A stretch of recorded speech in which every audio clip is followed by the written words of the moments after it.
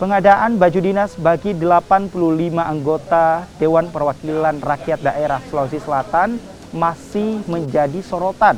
Pasalnya, anggaran 3 pasang baju dinas menghabiskan dana hingga 935 juta rupiah.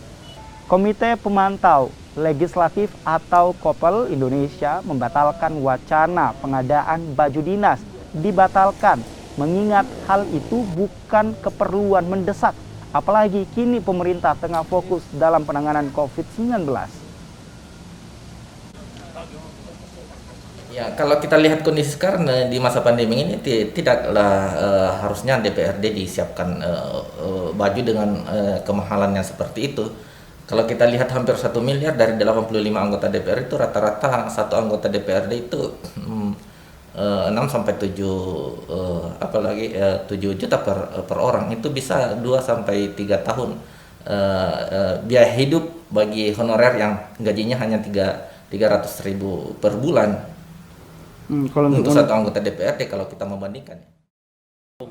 Salah satu anggota Dewan Sulawesi Selatan yang mengaku belum menerima draft rencana anggaran baju dinas yang hampir mencapai 1 miliar rupiah itu adalah Syamsuddin Carlos. Meski demikian, Dewan dari fraksi PAN itu menilai anggaran tersebut wajar, terutama jika anggaran baju dinas tersebut memang cukup dan bisa direalisasikan. Sekretariat ini belum menyampaikan ke DPR, ya.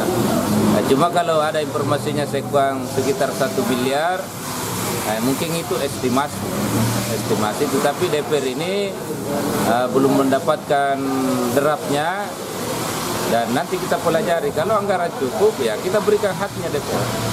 Kalau Bapak sendiri menilai dengan anggaran yang nyaris 1 miliar, apakah ini istilahnya sesuatu yang memang wajar? Anggarannya DPR provinsi itu kalau 1 miliar dianggap besar, ya. Karena kalau di kabupaten itu rata-rata kan 30 anggota DPR-nya. Kalau di sana kan 85 orang. Jadi kalau di kabupaten dianggarkan 500 juta, provinsi 1 miliar wajar aja.